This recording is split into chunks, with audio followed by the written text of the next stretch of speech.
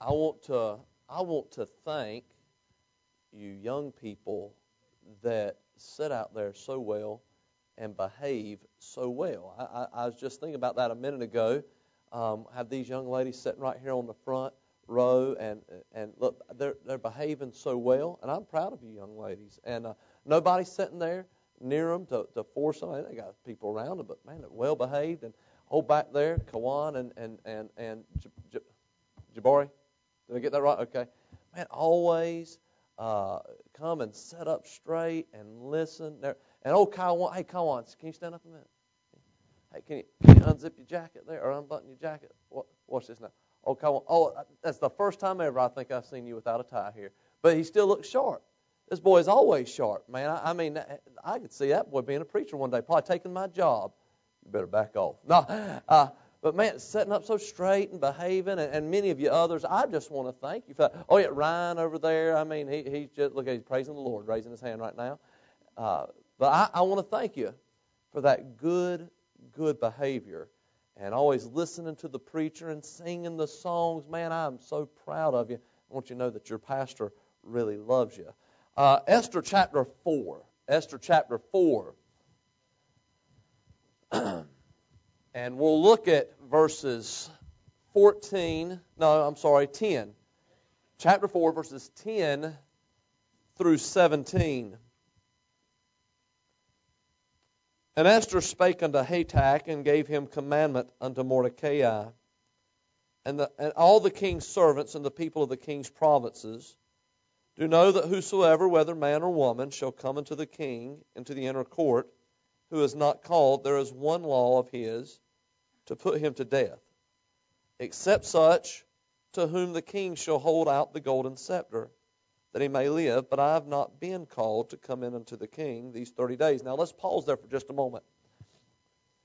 There had been a decree against the Jewish people. Haman had orchestrated this decree, and on a certain day, because Haman had told the king, said, these are subversive people, and so we need to thin them out. They're becoming very a populous people, and they're going to overtake us if we're not careful. And so, king, here's what I suggest, that on this day we give our people a permission, basically, to go to war against them within our own country and just kill them all. And the king said, well, hey, man, if they're jeopardizing the kingdom, then that's a good idea right there. Esther finds out about it. Her uncle Mordecai finds out about it, and he sends word to Esther, hey, look, Esther, you've got to do something. You're the queen. You've got to do something. You've got to get into the king and tell him what's going on. He doesn't realize. And Esther, listen, you don't realize it. You're a Jew too, and you'll not get away from this slaughter. It'll even come into the king's palace. You've got to do something. And so now she sends back word to him and says, listen, you know the law, that if anybody approaches the king that he is not called for, he has one law, and that's to kill him. Unless he holds out the golden scepter. And if he holds out the golden scepter, that's a pardon for that. But she says, I've not been called in to see the king for 30 days.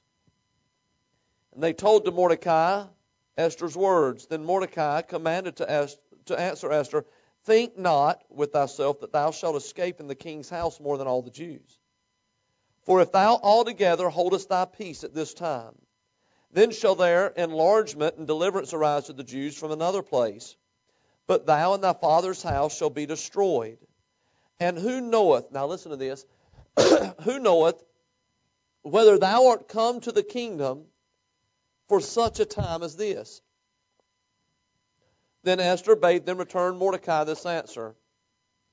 Go, gather together all the Jews that are present in Shushan, and fast ye for me, and neither eat nor drink 3 days, night or day. I also and my maidens will fast likewise, and so will I go unto the king, which is not according to the law. Now listen to her determination. And if I perish, I perish. So Mordecai went his way and did according to all that Esther had commanded him. I want to talk to you tonight about purpose. Purpose. Have you ever wondered, why am I here? What is my purpose What is life all about? I've wondered those things. I'm a daydreamer, and I wonder a lot of things. And what is my purpose here? I heard a story recently, one of golf. How many of you in here like the game of golf? Now, I like to play. I'm not good at it, not one bit. They do not cut the grass where I hit the ball. And it doesn't matter. Look, it doesn't matter how big the fairway. It doesn't matter how wide that is. Look, if it's 100 yards wide, I'm going to hit the ball, and it's going to go behind me. I have actually hit the ball one time. Me and my sons used to play at a par 3 golf course near us back home, and I remember hitting the ball. I mean, hard and long, and it was going great, going right towards those pine trees. And it hit a pine tree, and I mean, it was off a good way, and bounced back and stopped about 10 foot in front of me. Terrible. How many of you ever done this? You take a swing at a golf ball and miss it. You've done that before? But how many of you have not just missed it, you hit the ground, and it just stopped the club. I'm terrible at golf. One of golf's most immortal moments came when a Scotsman demonstrated the game to President Ulysses S. Grant. The Scotsman placed the ball carefully on the tee, and he took a mighty swing, and he did what I would have done most likely. He hit the turf instead of the ball, and he scattered dirt all over the president's beard and the surrounding vicinity, while the ball just still rested on the tee. Again, the Scotsman swung, and again he missed. Our president, Ulysses S. Grant, waited patiently through 6 tries. And every time the Scotsman missed the ball. And then Grant quietly stated, there seems to be a fair amount of exercise in the game, but I fail to see the purpose of the ball. In other words, it seems like there's a lot of work, but what's the ball there for? Wasn't hitting it. One of my favorite comics of all time, Charlie Brown. I love Charlie Brown. He reminds me of myself. Now, not in that he has a big head with no hair on it. That reminds me of Sean. But you have a little hair and a big head. No.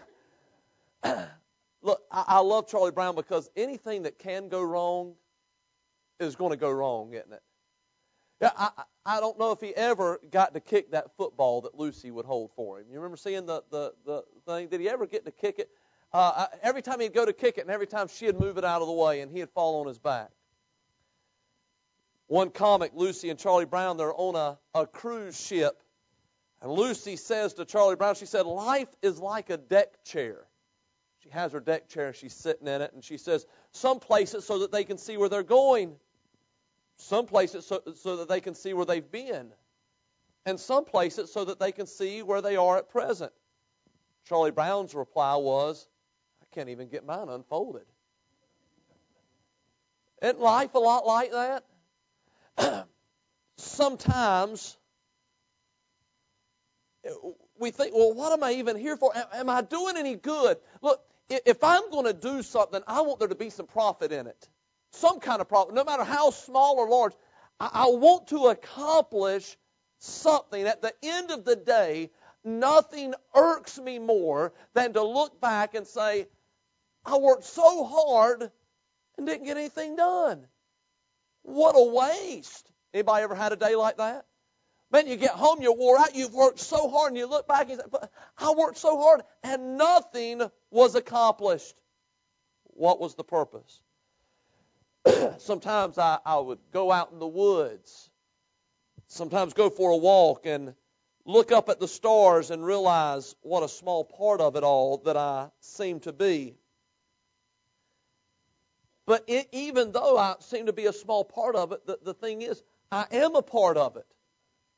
And God has a purpose for my life. And God has a purpose for your life. Look, I don't claim to know it all, but I've learned a little something. I believe I know why I'm here on this earth. I believe the Bible tells us that. I believe that I know the will of God for my life and His purpose for my life, at least to some degree. there's been teens that have told me, and as I was a youth pastor, that, I'd never surrender to be a missionary. I'd never surrender to be a preacher. And the thing with, why wouldn't you surrender to be a missionary? I don't want to go to the jungles where they eat people. Well, that's not the only place to be a missionary. However, I do know this, that if that's God's perfect will to be there, that is where a person will find the most joy and contentment and satisfaction. It's in the center of God's will, wherever that may be. Well, how could you find joy and satisfaction there, preacher? Because you would be doing exactly what it was that God created you to do. You would be accomplishing an eternal purpose. There's been many times since we've moved here, my wife and I, before we go to sleep, we'd say, man, we're so happy to be here. We're away from our family. We're away from her family, my family. We're away from our childhood friends. We're away from our church family of over 20 years. But we know that we're in the will of God. And there is nothing more satisfying than that. So, preacher, you mean you're in the will of God, you never get discouraged? No, I still get discouraged. But I'm satisfied all at the same time. I'm excited. I'm joyful because I know that even though things aren't going the way I want them to all the time, I'm right where God wants me. God made you for fellowship and for His glory. Listen, Revelation chapter 4, verse 11. Thou art worthy, O Lord, to receive glory and honor and power, and for Thou hast created all things, and for Thy pleasure they are and were created. So I was created not just for me to have a good time down here. I was created for the glory of God. That is my purpose. My purpose is to bring glory to a holy, holy, holy God. Ephesians chapter 1, verse 12, that we should be to the praise of His glory who first trusted in Jesus. John 14:3, and if I go and prepare a place for you, I will come again and receive you into myself, that where I am, there ye may be also. That's the fellowship. Not only was I created for God's glory, but I was created because God desires to fellowship with me. God wanted so badly to fellowship with us and to be with us that He sent His Son, Jesus Christ, to die on a cross for us to make that possible. Who for the joy that was set before Him endured the cross. What joy? That joy of spending an eternity with me. I have a purpose. That is to bring glory to God and to fellowship with Him. But let me tell you something. I do not have to wait till I get to heaven to fulfill those purposes. I can be doing that right here and now. I can right now yield my life to Him and yield my life to His plan. And in yielding to Him, He can work His plan in my life, and God gets glory for that. But I can fellowship with Him as well. Do you know that God desires to spend time with you? He desires that. He desires to hear you pour your heart out to Him. He wants to spend time with you.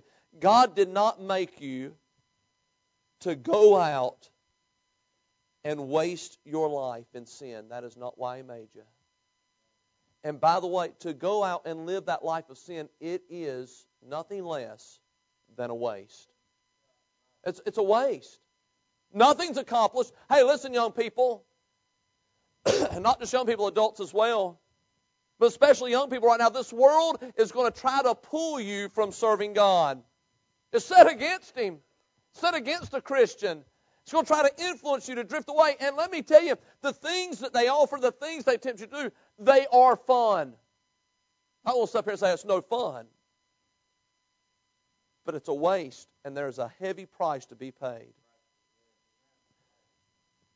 If everybody in here these adults that were led astray into the sinful things of this world, and they were honest, they would say, oh, I was having fun. Most of them would say this, I thought I was having fun.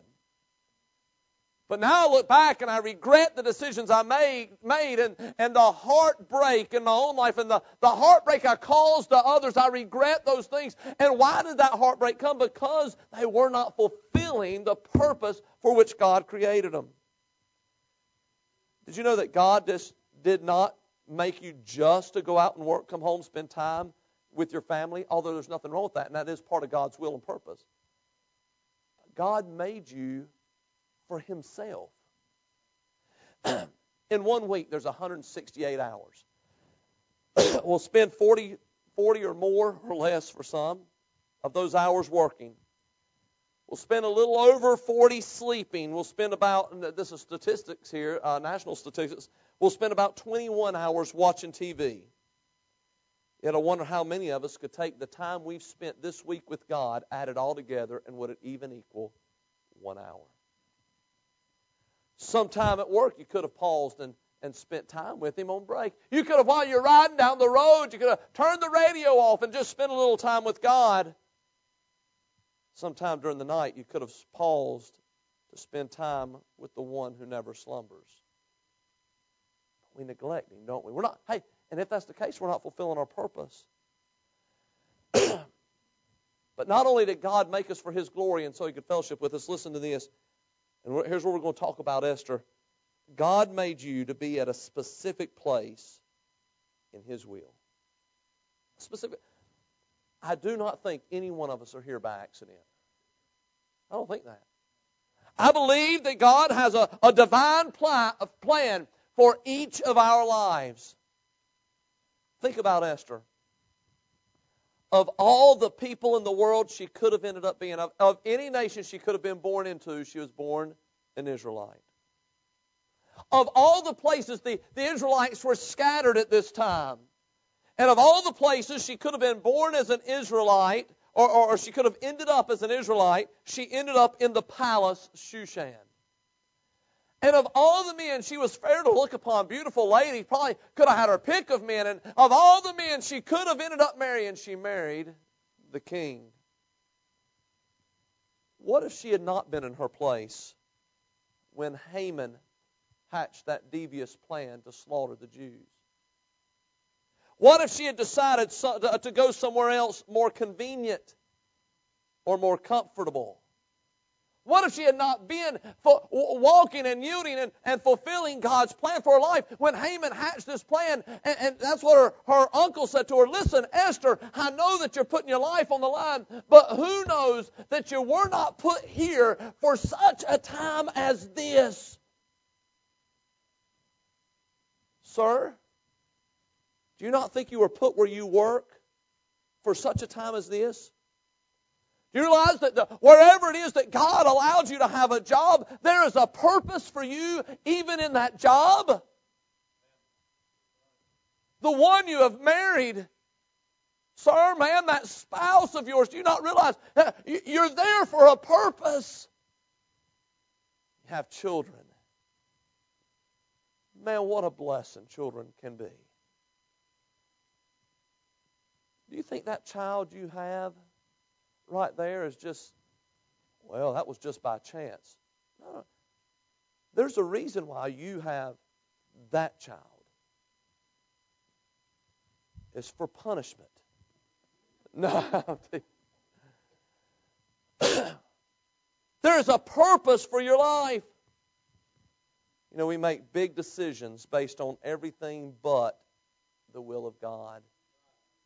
We will make decisions, I mean huge decisions, without an ounce of prayer. We'll make huge decisions without asking counsel of somebody. And let me tell you, I'm not one that says you ought to go to the preacher about every decision, because there's some things I just don't know about, folks. If you're making a business decision, it'd be best to go to one of these older men in here, because I'm not good with business. All right? People see me coming, and they say, oh, here comes one. Let's jack the price up. All right. If you're wanting to buy a car, go talk to Brother Swenson. He's a mechanic. I can change the oil. I can change a few things, but I don't know much about cars, to be honest. Hey, if you want to buy a horse, go to Brother Head. Oh, come to me and say, hey, preacher, I want to buy this horse. What do you think? Well, 1, 2, 3, 4. Got all his legs. Looks good to me. You know, I mean, I go and pull up his lip, look at his teeth. Yep, there's some teeth in there. I don't know why they do that. Why they look at teeth? You're going to ride him. You're not getting him to grind up stuff for you. You're going to ride him. Look at his teeth. They look at his hood. I wouldn't know what to look at. When somebody asked me about a car in the past, they'd say, hey, what do you think of this car? I say, that looks pretty nice. Pop the hood. They pop the hood, and I'd look in there. I'd say, yep. Yeah, it looks pretty good to me. I didn't know what I was looking at, man. I was like old Barney Fife. Yep. Hey, crank her up. Mom, tick, tick, tick, tick, tick, tick, tick, tick, tick. Yep, sounds great. Running like a clock. Tick, tick, tick, tick, tick, tick, tick, tick.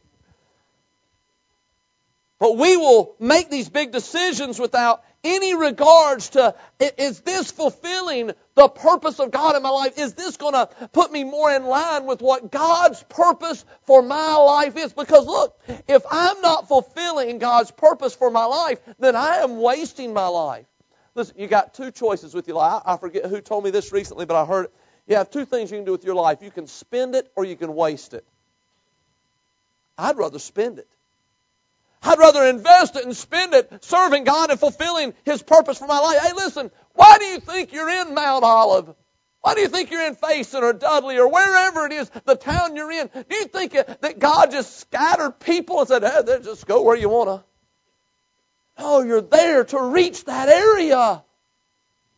I was thinking today as I left my house to pick up some people to come to church. Oh, man, I just want to reach Mount Olive. God, I just want to be used by you to reach my town. I care nothing about a national platform. That doesn't mean anything to me. Let some better equipped man do that. I don't care about it. I just want to reach Mount Olive. God, you've put me here for a reason. Oh, God, would you use me to reach my community? Let me fulfill a purpose. Sometimes I will go to graveyards. I know that's kind of eerie, isn't it? But nobody bothers you there. Not too many people want to have a conversation with you in the graveyard. Go to graveyard. I like going to old ones and reading the tombstones. And there's one over behind the football field where the Hurricanes play in town. Down that hill, there's a graveyard down there, old graveyard. I walked through that graveyard and I've read the headstones. Some of the headstones are so old and weather-beaten that you cannot read them at all. And I look at that headstone. No name can be read there, no date anymore. And I wondered, I wonder who that is. I wonder if anybody in the world even remembers who this person is.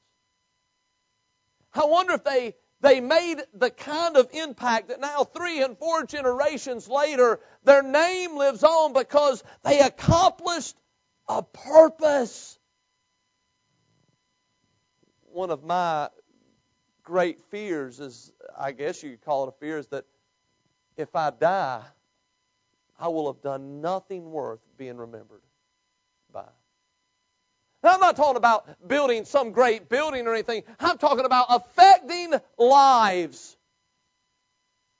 I like to think that maybe 4 generations from now, somebody could say, oh, yeah, well, my family, we're a Christian family because one day this Baptist preacher led my great-granddaddy to Jesus Christ. Over there at that Unity Baptist Church, boy, something was going on over there. There's a purpose. We have the attitude, well, it's my life. I'll do with it what I want to do with it. And you can do that. At the end of your life, when you've accomplished literally nothing, you'll be filled with regret.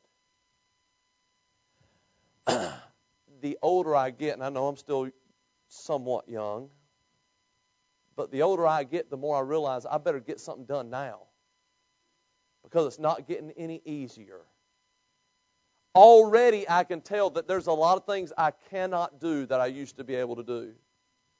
Already some of my boys can do things that I'm not able to do. My son Carson has been trying to teach me how to do a handstand. Carson can do a handstand push-up. I tried. And if I'm walking weird tonight, that's why. Carson, he'll get up on his knees on his elbows, and he'll go up on his head and hands, and then he'll stick his feet up, and then he'll push up like that.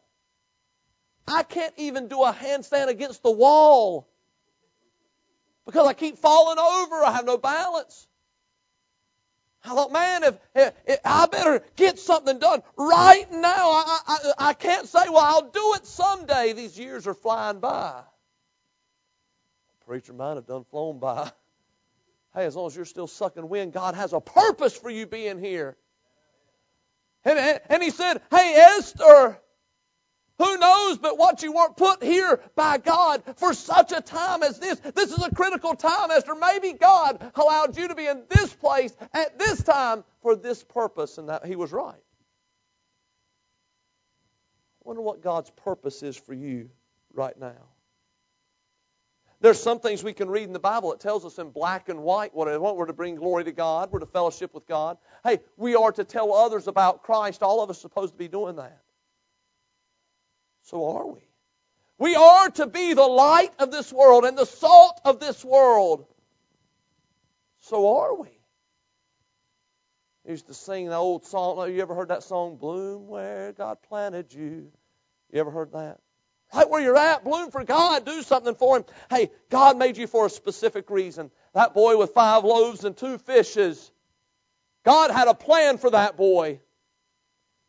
The little maid that told Naaman about Elisha, God had a plan for that boy. The little African boy who would grow up and carry the cross of Christ, God had a plan for him.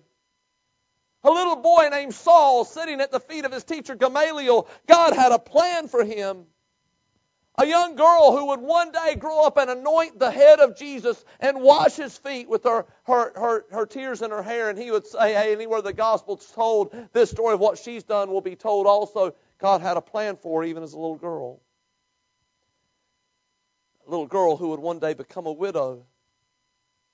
Put in just 2 mites into an offering plate, and Jesus Christ would see it and use that as an example. God had a plan for her. That young boy who was sold into slavery by his brothers, Joseph, God had a plan for him. The little boy who sat on the hillside playing his harp while he was watching his sheep, David, God had a plan for him.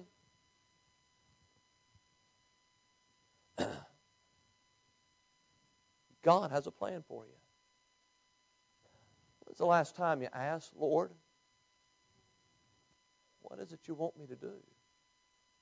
When is it you had the last time you had the heart attitude, okay, God, whatever it is you want me to do, I'm willing to do it, Lord. I don't know exactly why you put me here. I know a few things from your word, and I'm going to obey it and do it. But God, whatever your purpose is, Lord, I yield myself to you. Help me fulfill that purpose that you have for me right here, right now. In Acts chapter 9, verse 6, we see the story of when Saul met the Lord on the road, and the light shined round about him, and he fell down on his face. Listen, and he trembling and astonished said, Lord, what wilt thou have me to do? The Lord said unto him, Arise and go into the city, and it shall be told thee what thou must do. Lord, what is it you want me to do? Georgia got a new job. Praise God, man. It's without a job, maybe a few days. God supplied you. In this economy, you got a job that quick. I bet there's a purpose for that.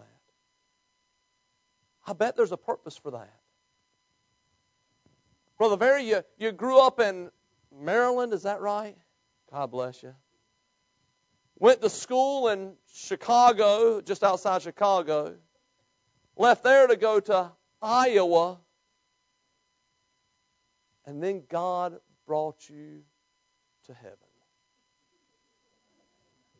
A corner of heaven that is populated heavily by flies and mosquitoes, but heaven nonetheless. there's a purpose for that. Brother Jesse grew up in Maryland. God sent me all these Yanks. Grew up in Maryland, and yet God has you here for a purpose. Miss Miller, you grew up in Indiana, didn't you? Man, we're surrounded. We're being invaded. It's a covert operation. But God allowed you the wonderful honor and privilege to meet Vic Miller. Is that all that you wanted me to say? Honor and privilege? Okay. And God sent you here. Hey, listen, I don't believe in just luck or chance in that way. I believe that those are directings of God because He's intimately involved in our life. God has a plan for us. Listen, Unity Baptist Church, it is no mistake that this church has been sitting on this corner for 7 years now. There's a purpose for us being here. That purpose isn't for us to come in here and absorb heat and air conditioning. There's a purpose. What is that purpose that God would have for you? Let me ask you this. Are you willing to yield to whatever that purpose is? Mordecai sent word back, hey, Esther, who knows but what you weren't sent here for such a time as this? And Esther said, okay, you're right, Mordecai. I'm going in. Gather all the people, have them to fast and pray for me 3 days. Me and my maidens will do the same. We're going to fast and pray 3 days, day and night. And then I'm going to do it. And if I perish, I perish. If I die trying to fulfill God's purpose for my life, then I'll die a happy person. Tonight, I'm convinced that we were put here in this place for such a time as this. I believe that God has a great purpose for us, and that if we yield to Him, He can accomplish His purpose in our lives. If we yield to Him. Are you yielded to that purpose that God has for you? Bow your head and close your eyes, please.